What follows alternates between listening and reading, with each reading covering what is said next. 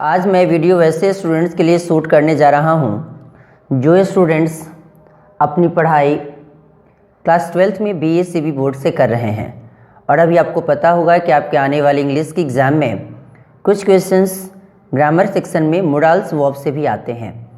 आज मैं इसी से रिलेटेड कुछ MCQs क्वेश्चन की चर्चा करूँगा। आखिर पहले बात करें कि मोडाल्स वर्ब्स आखिर होता क्या है। मोडाल्स वर्ब्स के जानने से पहले आपको पता होना चाहिए कि वर्ब्स को मेनली दो भागों में बांटा जाता है। पहला को लेक्सिकल वर्ब्स और सेकंड को ऑक्सिलरी वर्ब्स। ऑक्सिलरी वर्ब्स को भी तीन भागों में बांटा जाता है। पहला है प्राइमरी ऑक्सिलरी, सेकंड है मोडाल ऑक्सिलरी और थर्ड है मार्जिनल ऑक्सिलरी। प्राइमरी ऑक्सिलरी का मतलब क्या है, जैसे कि जिसमें टू बी के फॉर्म में जैसे be, am, is, are, was, were, been, being। उसके बाद की बात कर रहा हूँ कि टू हैव के फॉर्म में कौन कौन से वर्ब आते हैं, हैव, हैज़, हैड, हैविंग। तथा टू डू के फॉर्म में कौन से फॉर्म आते हैं, तो डू, डज, डिड। ये सारे को प्राइमरी ऑक्सिलरी वर्ब्स के नाम से जानते हैं। अब जरा बात करूँ modal auxiliary. Modal auxiliary verbs का मतलब क्या है, जैसे कैन हो गया, could, may, might, shall, should, will, would, must, ought, ये सारे को मोडाल ऑक्सिलरी वर्ब्स के नाम से जानते हैं। दूसरे की बात करूं कि जो लास्ट है मार्जिनल ऑक्सिलरी। ये मार्जिनल ऑक्सिलरी वर्ब्स का मतलब क्या है कि इसमें used to, dare and need word का यूज़ किया जाता है, जो कि मार्जिनल ऑक्सिलरी वर्ब्स का रूप ले लेता है। अब जरा बात करूं कि मोडाल ऑक्सिलरी वर्ब्स की एक सबसे बहुत बड़ी पहचान ये है कि इसके बाद आने वाला वर्ब हमेशा हमेशा V1 के फॉर्म में रहता है। और मोडाल वर्ब की मैं अगर बात करूं तो इसका मतलब होता है रूपात्मक क्रिया।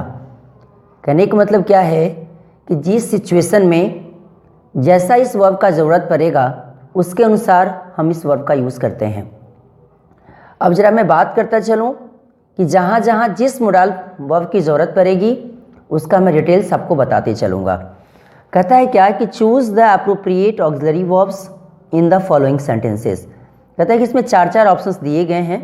चारों ऑप्शन में से कौन सा ऑप्शन इसके लिए सूटेबल है, कौन सा वर्ड इसके लिए अप्रोप्रिएट है, उसी को भरें। कहता है कि I dash speak English eloquently. Eloquently का मतलब क्या होता है, अर्थपूर्ण ढंग से। कहने का मतलब क्या है कि मैं इंग्लिश एक अच्छे तरीक़ा से, एक अर्थपूर्ण ढंग से बोल सकता हूँ। क्लियर। अगर बात करूँ कि इसको अगर पास्ट टेंस में ले जाएंगे, अगर हम इसको पास्ट टेंस में ले जाएंगे, पास्ट फॉर्म में इसको जब शो करने की बात आएगी तो कुड लगा सकते हैं। अगर प्रेजेंट की बात अगर आएगी तो कैन लगा सकते हैं। तो मैंने इसे कुड माना है क्योंकि ये पास्ट फॉर्म में इसकी एबिलिटी को शो करने के लिए मैंने यहाँ कुड वर्ड का यूज़ किया है। I could speak English eloquently, कि मैं इंग्लिश अर्थपूर्ण तरीके से बोल सकता था। तो पास्ट एबिलिटी को शो करने के लिए हम किसका यूज़ करते हैं, कुड का। अब हम जस्ट इसी के नेक्स्ट पेज पे चलता हूँ। अब जरा आता हूँ क्वेश्चन नंबर 2 पे। कहता है dash Fortune smile upon you. क्या आपकी किस्मत आपके ऊपर मुस्कुरा सकती है या आपका किस्मत अब जग सकता है। तो इसके लिए मे वर्ड का यूज़ करें आप। जैसे यहाँ देख रहे हैं ना, इसके लिए आप मे वर्ड का यूज़ करें। Dash he live long. कहता है क्या है कि जो आपको पता होना चाहिए कि जब भी कोई भी सेंटेंस ऑपरेटिव सेंटेंस होता है जिसमें विश या डिज़ायर की बात आती है तो उसके लिए हमें मे वर्ड का यूज़ करना होता है। किसी किसी में तो मे अंडरस्टूड रहता है, लेकिन जनरली मे वर्ड का यूज़ किया जाना इसमें लाजमी सी बात हो जाती है। और इसका साइन ऑफ में बात करूँ पंक्चुएशन की, तो ये पंक्चुएशन में एक्सक्लामेटरी का साइन जो होता है, एक्सक्लामेशन का, वो साइन आपको देना पड़ेगा। तो इसके लिए ये क्या हो जाएगा, मे ही लिव लॉन्ग। मतलब क्या कि आप या उसकी आयु क्या हो, लंबी हो, वो ज़्यादा दिन तक जिए। You dash not go to attend the meeting. कहता है क्या है कि आपको मीटिंग को अटेंड करने की आवश्यकता नहीं है। क्लियर। तो इसके लिए हम कौन सा वर्ड लगाएंगे, नीड का। और नीड के बारे में आपको पता होना चाहिए कि नीड जो वर्ब है वो कौन सा वर्ब है, तो मार्जिनल ऑक्सिलरी वर्ब है, राइट। तो you need not go to attend the meeting. Marginal का मतलब समझ रहे हैं, क्योंकि इसी जरा मैं हट के थोड़ा सा बात करूं तो मार्जिन से समझें। अब यहाँ मार्जिन की जब मैं अगर बात करूं तो ये मार्जिन का मतलब है, इसी को सेमी मोरल्स के नाम से भी जानते हैं। नीड, यूज, ट्रू और डेयर, ये तीनों वर्ड को मार्जिनल के साथ साथ इसको सेमी मोरल्स के नाम से भी जानते हैं। ये इसलिए क्योंकि ये दोनों के रूपों में काम करता है, कभी मेन वर्ब तो कभी ऑक्सिलरी वर्ब। क्लियर? जैसे मेन वर्ब की मैं बात करूं, जैसे कभी कभी नीड है तो नीड का मतलब आवश्यकता होना, तो इस रूप में भी हम इसका बात करते हैं। और वही जब अगर नीड की बात करूं, जब ऑक्सिलरी के रूप में बात करूं तो मार्जिनल ऑक्सिलरी है। और मार्जिनल का मतलब क्या हो गया कि सेमी मोडाल है, तो मोडाल के बाद आने वाला वर्ब हमेशा V1। क्लियर? तो इस रूप में भी अभी आप देख रहे हैं कि यहाँ गो लगा है तो भी V1 के फॉर्म में आ गया है। Clear? Dash you mind standing up for a moment, क्या आप अपने माइंड को क्या आप ध्यान करेंगे, क्या आप ध्यान देंगे कि आपको कुछ देरों के लिए क्या होने, खड़े होने। ठीक है, तो इसके लिए हम क्या लगाएंगे, तो यहाँ वुड वर्ड लगाएंगे। Would you mind stand up for moment. We dash read Shakespeare, अब यहाँ दिया है word must not, must, could not, need. इसका मतलब क्या है कि आपको अवश्य ही शेक्सपियर के बारे में या शेक्सपियर को पढ़ना चाहिए। क्लियर? तो इसमें मस्ट वर्ड आप लगाएं। क्वेश्चन नंबर 7 की ओर चलो, थोड़ा सा पेज को मैं खिसकाते चल रहा हूँ। राइट, चलिए। अब कहता है कि I dash walk with both legs, कहता है क्या कि मैं क्या कर सकता हूँ, तो मैं दोनों पैर से टहल सकता हूँ। तो इसके लिए हमें कैन का यूज़ करना पड़ेगा, क्योंकि प्रेजेंट एबिलिटी को शो करने के लिए हमें कैन वर्ड का यूज़ करना होता है। आई think he dash come this time, मेरे समझ से वह इस समय तक आ सकता था। क्लियर? तो इस रूप में जब अगर पास्ट एबिलिटी की जब मैं बात करूं या पास्ट फॉर्म की मैं बात करूं, तो पास्ट फॉर्म कैन का क्या होता है, कुड होता है, जिसे पास्ट प्रेटराइट फॉर्म के नाम से भी जानते हैं। तो इसके लिए हमें कुड वर्ड का यूज़ करना होगा, नहीं कि कैन का, नहीं कि मे का, नहीं कि माइट का। क्लियर? तो इसके लिए कुड वर्ड लगाएं। I think he could come this time. As a child I dash swim for hours. Clear? कि जब मैं बच्चा था तब मैं घंटों तैर सकता था। क्लियर? तो इसके लिए आप कुड वर्ड लगाएं, क्योंकि पास्ट एबिलिटी को शो कर रहा है, इसके लिए कुड वर्ड दें। We dash qualify this year, कहता है क्या है कि अब हम लोग इस साल क्वालिफाई कर सकते हैं, संभावना है ज़्यादा की। से मे और माइट दोनों के फ़र्क को पहले समझें। मे में मोर पॉसिबिलिटी होती है, माइट में लेस पॉसिबिलिटी होती है। इसलिए तो मे में मतलब यहाँ मोर पॉसिबिलिटी का मतलब क्या है कि ये बार उन लोगों की तैयारी होगी, इसलिए हम लोग आज क्या होंगे, अब इस साल क्वालिफाई होंगे। इसीलिए यहाँ पे वी वर्ड का यूज़ किया गया है। We dash duly fill our applications, अब यहाँ जो देख रहे हैं, यहाँ डली का मतलब क्या होता है, विधिवत या उचित तरीके से। हम लोग को अवश्य ही अपने एप्लीकेशंस को सही तरीके से भरना चाहिए। क्लियर? तो इसलिए जब पता होना चाहिए कि शुड वर्ड है, सेल है, कैन है, कुड है, तो शुड का मतलब किससे होता है, तो किसी को एडवाइस देने से शुड का आप यूज़ करते हैं।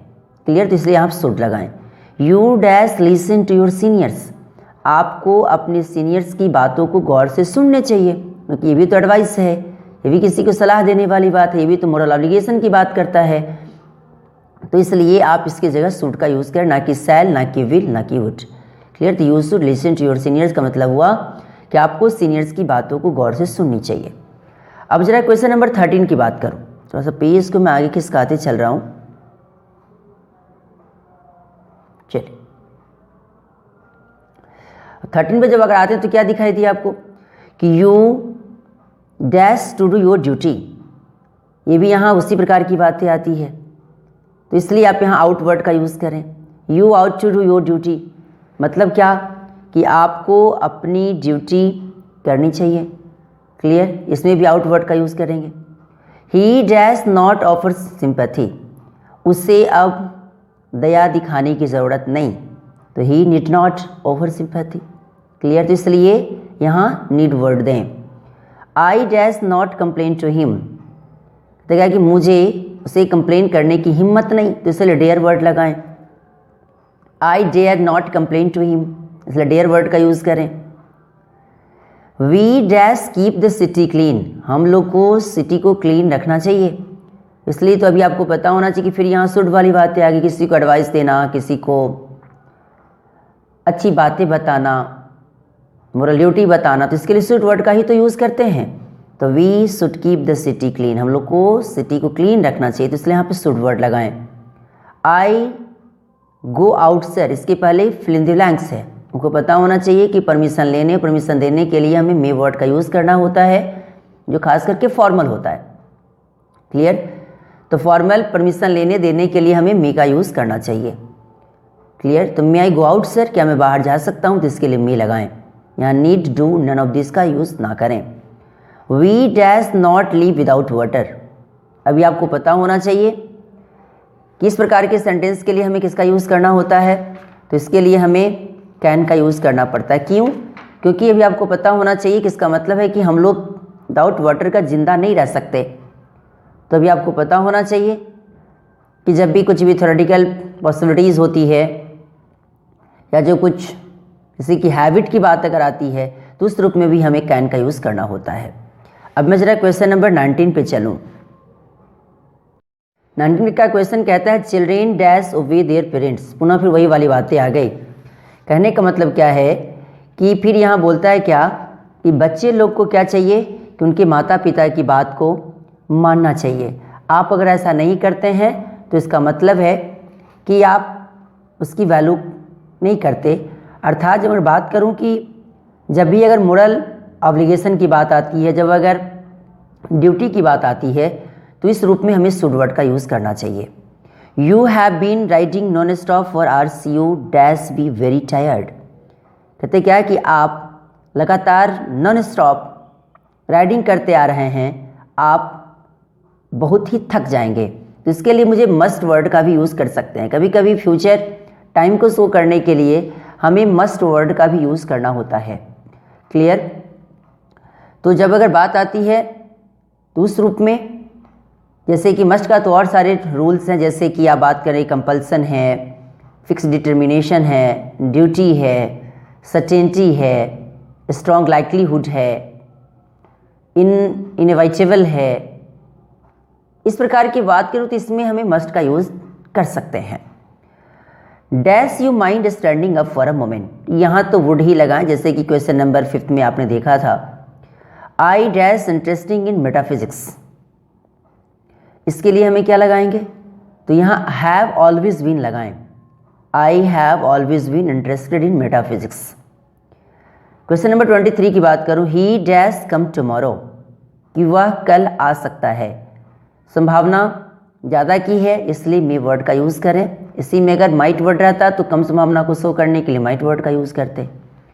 क्वेश्चन नंबर 24 पे चलता हुआ 25 तक बता के अभी इतना ही पर मैं लास्ट करूँगा। अब यहाँ कहता है कि ही डैश नॉट डू इट, उसे इसे करने की आवश्यकता नहीं, तो इसलिए इसमें आप नीड वर्ड लगाएं।